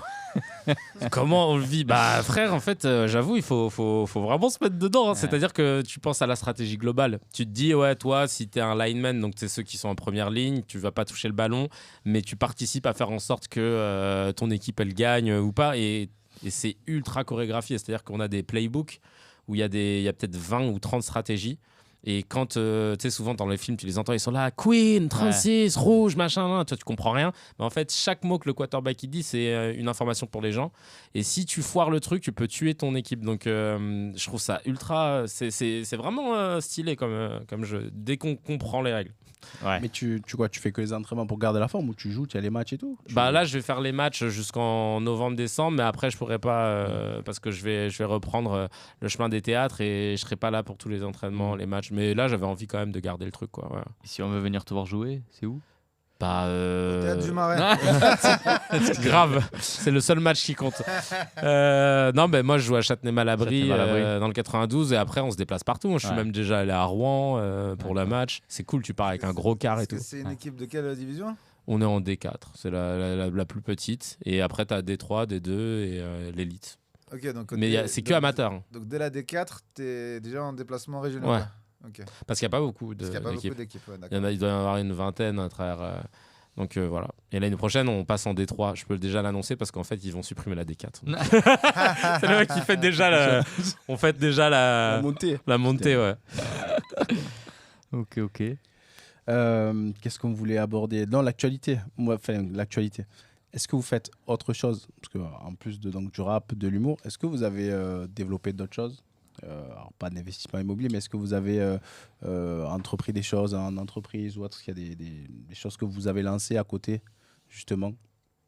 D'accord. Est-ce que j'ai lancé Non, j'ai rien lancé. Peut-être que ça ne t'intéresse pas non plus. Non, mais après, moi, l'activité est quand même assez large, mais... Elle se cantonne pas qu'à la musique. Non, elle se cantonne pas qu'à la musique. Après, c'est là, je suis en train de produire une émission qui est un peu rap aussi, mais qui va être plus axée sur les freestyles que sur des interviews. Ça va très vite, de produire du contenu additionnel, ça va très vite, quoi. Donc non, rien à voir, mais d'autres choses que la musique. Aïe. Ça arrive lourd. Ouais, pas prêt. D'ici fin d'année, cette année? Je sais pas, on va voir, tranquille. Ouais, ça arrive. Mais j'ai repris les chemins des battles, par exemple. Là, j'acceptais un battle. J'ai vu, on a vu sur un story. Ouais, j'ai accepté un pour Rap Contenders. La ligue juste en dessous. Enfin, la D4 de... La D4, mais elle va être supprimée, donc on sera en D3 là. Mais oui, parce qu'en fait, en fait, Rap Contenders, c'est des battle rap, mais t'as d'autres ligues en fait qui se sont montées. Ouais. Et c'est la plus connue des autres ligues, on va dire. Ça s'appelle comment? Le Roi. Ah ok, je sais pas celle-ci moi. Et ouais, je me bagarre avec un gars un peu solide, donc ça va être marrant. Et ce sera quand ça? C'est le 30 septembre, Jamel Comedy Club. Ah ouais, justement. Ouais. Donc, putain, hâte de voir ça. Retour aux sources, passe hein. Ah mais grave, parce que là franchement, alors, mais c'est chaud en plus. Il y a un vrai travail en amont à faire sur le gars, voir ce qu'il a sorti. C'est du travail de recherche, c'est plein de choses. Et ces bâtards parfois ils vont voir des proches, ils disent t'as pas un dossier à me dire ah bah ouais il était au collège machin et tout. Parfois ils sortent des trucs comme dans 8 Mile. Ouais, mais c'est il y a plein de... En plus, c'est une discipline qui s'est tellement diversifiée qu'il y a plein de styles différents en fonction des gars et tout machin. Donc ça va être intéressant de voir ce que... Juste donc du coup, ça, c'est quelque chose que tu as déjà fait avant, le rap en battle? Non, c'est ce que je faisais, c'est ce que j'ai commencé comme ça, mais on parle de 2005, quoi. Parce que moi, j'ai une vraie question sur ça. Ouais. Ça va, est-ce qu'il y a des règles pour pas dépasser des limites sur des insultes ou quoi? Parce que des fois, j'entends des trucs, c'est pas... Là, je vais un peu faire l'ancien, mais nous, quand on a commencé avec Oda, on faisait ça et t'avais des trucs un peu précis, genre tu parles pas des mères, tu touches pas, machin, tout ça. Mais c'est l'autre qui te disait sa liste de trucs qu'il voulait pas ou alors c'était un principe? Mais après, nous, il y avait une instru, c'était en impro, on connaissait pas l'adversaire à l'avance, c'était pas du tout le sport, quoi, tu vois. T'arrivais, tu te pointais dans le lieu et tu levais la main si tu pouvais passer, et quelqu'un qui te... Le présentateur qui te fait monter et tu sais pas sur qui tu vas tomber, quoi. Mais on vous voit pas dans le docu d'Orelsan? On voit Oda. Moi je suis pas là, je suis en partiel ce jour-là, mais Oda il est là. Oda il est là. Et il y avait La Fouine dans le jury, Diams. Et c'est Oda qui lui donne les images à Orelsan parce que on les a retrouvés dans un truc genre. Ça c'est un truc de ouf ça. Ah ouais, de ouf. Et Orelsan c'était un petit gars qui venait de Caen. Ils m'en parlent même pas le jour même. Hein. Ils me disent non, on a traîné avec un gars, il venait de Caen, il a passé la journée avec nous, on a bouffé au KFC. Enfin, ils ont passé toute la journée ensemble, mais ils savaient pas que c'était Orelsan et ils savaient pas ce que ça allait devenir, quoi. Putain, c'est ouf. Donc, on va passer au test. au test. On se sait. Le test, on se sait. On se sait, vas-y. Donc voilà, on se sait, c'est le nom. des Ça, podcasts. Ça, on sait. Voilà. Et donc en fait, on va vous donner un petit thème. Ouais. On va compter jusqu'à 3. Et à 3, vous devez sortir le même mot pour le même thème. Ok. Pour le thème dont on parle. Ah ouais. D'accord. Par exemple, si je vous dis, on vous a cité une boisson, on va dire 1, 2, 3, et vous devez sortir. Voilà. J'allais dire Zibo. C'est ça. Ouais, c'est ça. Zibo. Donc si vous sortez en même temps, on va voir à quel point. À quel point on sait. Vas-y, On ça s'est marche. écouté. Voilà. On se sait. Voilà. Après, ça peut être sur des choses logiques ou voilà, parce que j'imagine que vous connaissez pas sur tout, donc. Bah, je pense que si tu l'avais fait avec Oda, là, ouais. Ça aurait été, Un peu mais plus tranquille, on va gagner. Ouais. Donc, vous devez nous dire une couleur. Ok. 1, 2, 3. Bleu. Rouge. Ah putain, Raté. j'ai regardé ta veste. Fuck. Un rappeur français. 1, 2, 3. Damso. Ah, bah, tu es, frère. Le jeu, c'est pas tu me sais. Hein. Grave, Là, il joue à tu. Moi, je vais dans joue à son je sens. sais Daco là. Ça marche pas. Un rappeur américain. 1, 2, 3. Tupac. Eminem. Une marque de vêtements. 1, 2, 3. Jordan. Nike. Ah ouais, c'est la Ah, même famille ça là. va. Ouais. Mais On est justement. Une paire de baskets. 1, 2, 3. Les TN. J'avoue, les requins. C'est la mode, hein. Ça revient. C'est jamais parti en vérité. Ouais, les non, requins, jamais. c'est- Le sud, là, C'est parti dans certaines régions de France, mais en C'est vrai, ça, moi, ouais, j'ai non, toujours non, en place. Il y a 10 ans, j'étais monté, moi j'habitais à Paris aussi. Je suis monté avec une paire de TN. Écoute-moi, ça m'a fait pendant des mois et des mois et des mois et Sérieux des mois, je te jure. C'est étonnant. Ah bah grave. Un dessin animé. 1, 2, 3. Naruto. Un bonbon. 1, Wow. 2, 3. Les crémas. Ouais, je connais pas trop les moments. Alors, une destination de vacances. 1, 2, 3. Tahiti. Il Maurice, Ah, ouais, merde, on a dit, putain. on joue pas à tu me sais, on joue on se sait. Mais je sais pas, je pensais à Tahiti en fait. Une ville aux États-Unis. 1, 2, 3. Atlanta. New York. Oh, J'allais dire New York. Atlanta, t'es- Non, Atlanta, c'est pointu, Atlanta quand même. Ah ouais, C'est vraiment, pointu j'étais de dans fou. du rap d'Etiel. Un chiffre entre 0 et 9. 1, 2, 3. 8. Oh. Ah, ouais, bah, c'est mon chiffre préféré. Et la dernière, notre préféré. Un raciste. 1, 2, 3. Zemmour. On savait qu'on allait faire carton sur Au celle-là. moins là, on savait, raccroche on les savait. wagons là. On est carré. On savait. Au top. Au top, au top. Sauf on aborde 5 minutes tranquille. Allez, Moi, c'est dernière, la 5 dernière dernières. question, du coup, c'est le. Non, bah, c'est les réseaux sociaux. Est-ce que vous avez déjà mangé un bad buzz et comment vous l'avez géré? Moi, c'est le. Non, bon, après, on est tout nouveau sur les réseaux. Mais c'est vrai que ça permet voilà, de monter une carrière et tout. Mais quand tu manges un vrai bad buzz, est-ce que vous en avez déjà mangé Non, pas de un bad costaud? buzz, non. Et Non. surtout, comment ça se gère, comment on gère les critiques, même de plus global, pardon. Après, Comment vous gérez tu- les critiques, tout ça. Tu vas jusqu'où dans bad buzz? Parce qu'il y a bad buzz et bad buzz. Quoi. Ouais. Bah, il y a plusieurs échelles. On va dire le gros bad buzz qui fait qu'on parle de toi et que ta carrière elle est quasi terminée. Et après, surtout les critiques négatives, tu vois, parce Non, que mais tu prends l'interview. Il y a bad buzz, genre on en parle dans Libération, et il y a bad buzz, on Oui, dit, c'est- que tu dis n'importe sur Twitter. Quoi. Ouais, voilà, c'est c'est ça. pas la Parce même que chose, ouais. t'as bad buzz, genre Norman accusé, tu vois. Et, c'est ça, et non, là, c'est chaud. là, c'est chaud. Ouais, effectivement. Voilà, c'est chaud. Et puis t'as bad buzz où Y a- t'as sorti une vidéo et t'as 20 pélos sur Twitter qu'il faut remonter ton blaze, mais parce qu'en fait, c'est l'algorithme qui fait Ouais. que plus on voit ton nom. Sachant que c'est marrant parce que quand tu vois quelqu'un en TT, genre je vais voir Daco en TT, je vais cliquer sur Daco pour savoir pourquoi il est en TT et la majorité des tweets ça va être pourquoi il y a Pourquoi Daco en TT, pourquoi il est en Ouais, TT, et plus ils disent, ouais, plus ouf. ils citent Daco, plus tu fais monter le blaze. Moi j'ai déjà vécu ce truc-là. Hein. La seule fois de ma vie où j'étais en TT, Kevin Razi en TT, c'était un projet qu'on avait fait avec Webedia où je m'étais, on avait fait le truc de lancement, je m'étais fait terminer. Parce que j'avais eu le malheur de dire le mot nigger sur Twitch et du coup on s'est fait bannir, machin. Bref. Et donc tous les gens étaient là en train de dire. Et donc tu vois, c'était pas vraiment un bad buzz. Voilà quoi. Mais en tout cas, je me lève le matin, je reçois des appels. Putain, on a vu ton nom, qu'est-ce qui s'est passé? Tu vas bien et tout. Et honnêtement, là, qu'est-ce que tu fais? Tu dis rien. En vérité, plus tu. Parce qu'en fait, si tu commences à faire un communiqué pour expliquer et tout machin, et là c'est l'effet Barbara Streisand comme on dit, où il y a des gens qui savaient pas que tu étais dans un bad buzz et qui vont du coup apprendre que tu l'es. Et à chaque fois je dis à mes potes qui sont parfois qui pensent être dans des bad buzz, je leur dis les gars, on parle de 200 personnes sur 70 millions de Français. Je lui dis, quand tu vas aller dans la rue, personne ne va te calculer parce qu'ils en ont rien à foutre, ils ne te connaissent pas. Donc il faut arrêter de croire que parce que tu as lu 15 insultes de suite, que tout le monde veut te détester. Tu vois, et ça, c'est un truc qu'on a du mal à comprendre. Mais après, justement, est-ce que derrière, tu n'as pas peur professionnellement ? Que ça te ferme des portes ou que tu vois, ah ouais, lui il a dit ça, ouais, non, on va pas aller avec lui. Bah, le but, c'est de s'en foutre, hein, justement, c'est de dire que si les gens sont intelligents. Franchement, il y a des gars, là, je vois Harry Habitant, là, il commence à reposter des trucs, à jouer. Il a joué à Tahiti, justement, c'était blindé, machin. Là. Et tu regardes dans les commentaires, il y a que des gens du milieu qui disent trop content que tu sois là, trop content, trop content, trop content. Je me dis, si lui, il s'en sort, et que moi, derrière, parce que j'ai dit nègre sur Twitch, genre, on va me fermer des portes, c'est chelou, tu vois. Donc, non, en fait, ça prend jamais plus de place que ce que tu y accordes, en fait. Ouais. C'est bien dit. Frère, en fait, tu vas commencer à en parler. Voilà, c'est ce que tu disais. Tu vas commencer à en parler, les gens qui savaient pas et machin. Et puis surtout, de là de ça... Ouais, tu sais, genre, pour des lambda, il y a pas de niveau de notoriété. C'est soit il est connu, soit il est pas connu. Mais t'inquiète pas qu'entre Harry Habitant et nous, par exemple, on n'est pas du tout sur les mêmes sujets enfin, tu sais, c'est pas les mêmes foules, hein, tu vois ce que je veux dire. Ouais.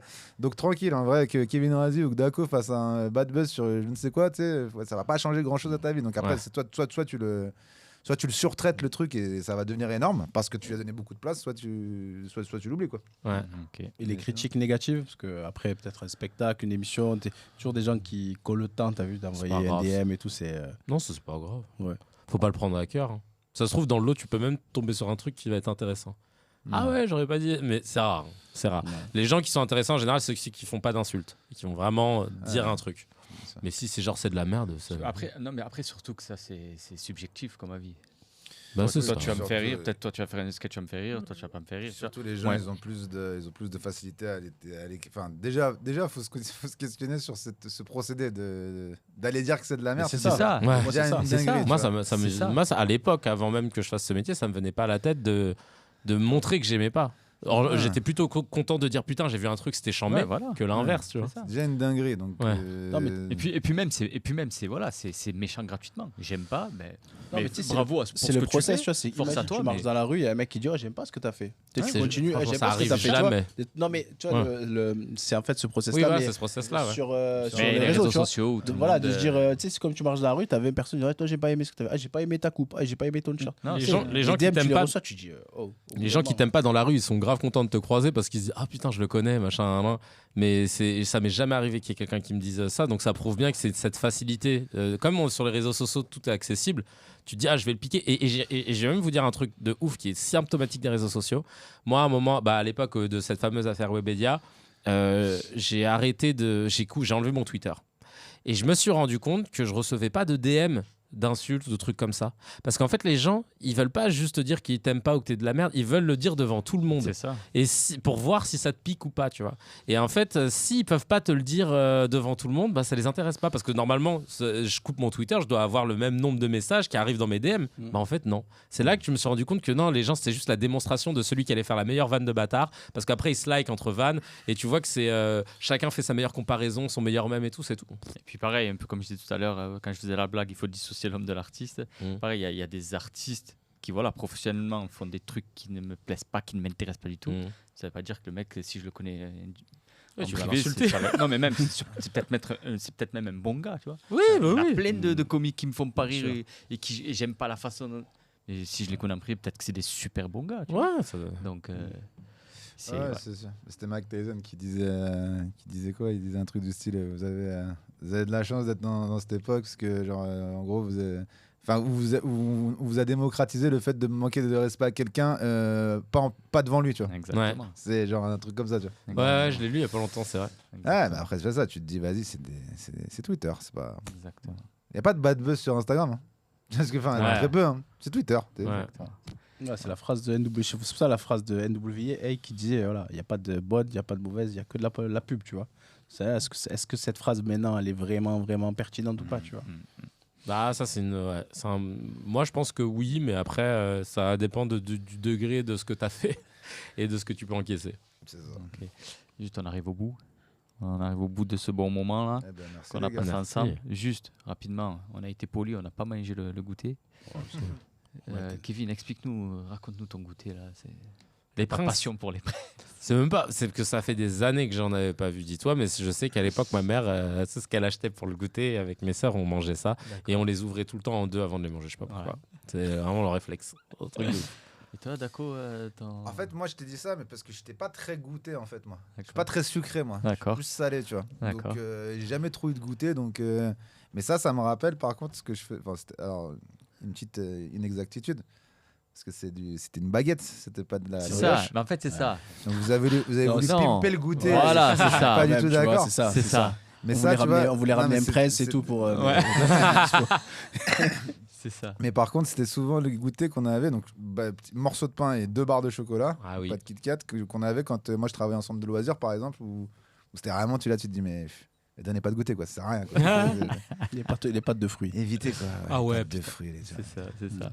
Ok, bon, mais. Merci beaucoup. L'actualité, où est-ce qu'on peut voir? Ouais. Nous, on mettra tout en description. Il y a la tournée de Bien Kevin, sûr. Monsieur Dako sur Ouais, YouTube. c'est ça, sur YouTube, sur Spotify, sur Deezer, sur toutes les plateformes dignes de ce nom, on va les dire. Exact. On va les Et après, appeler il faut comme rester ça. connecté parce qu'il y a des projets qui arrivent. Et il faut rester connecté. Inch'Allah. C'est- Toujours rester connecté.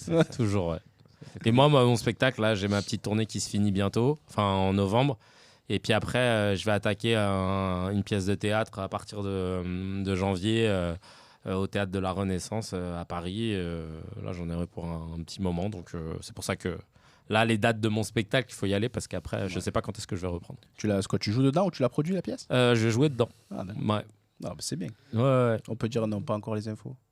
Ça va s'appeler Passeport, mais je sais pas si c'est le titre. Si, je crois que c'est le titre. Et ça parle du parcours des migrants qui débarquent à Calais D'accord. et la galère qu'ils vont traverser. Bah, super. Mortel. Super. On ira. Donc, au bout d'1 heure et demie d'émission, Dako, on se sait ou... On se sait. On se sait. On se sait. Kevin, on se sait. On se sait On fort. se sait, hein. C'était fort. Merci aussi à Zibo. Du Zibo. coup, c'est vrai que Merci je pense que les invités, ils ont validé. Ah, de je suis ouf. à 4 canettes là, donc. Ouais, Je te jure, J'ai il a un pack J'ai bientôt. une Là. envie de sup, mon gars, tu t'en rends pas compte. Ah ouais, de ouf, pareil. Ah ouais. Merci, Agolal, comme l'a dit, Merci, Zibo. le directeur de Zibo. Ça y est, bégaye, ça y est. Voilà, boisson, pas calorique, rafraîchissante, naturelle. Merci de nous accompagner. Merci pour ce format, le premier. Merci, Zibo. Merci à vous, merci Dako, merci Merci. Kevin. Merci beaucoup à vous, les gars. Plein de Merci bonnes choses pour la suite. Merci pour votre disponibilité. Merci Ouais. De rien, d'avoir les gars. répondu très rapidement. Ça fait plaisir pour le petit média qu'on est. Ouais. À très vite. Ben, les merci, à très vite À pour très tout le monde. vite. À Merci de bientôt. soutenir, cliquer, aimer, follower, tout ça. Voilà, Allez. partagez, on est ensemble. Et Merci on beaucoup. se sait. On se sait, les se gars. sait. Allez, super. Allez, À plus tard. merci. Aïe, merci beaucoup les gars. Merci, elle est Bravo, bonne, bravo. franchement. Ça, c'était pas Bravo, une merci blague, beaucoup. vraiment,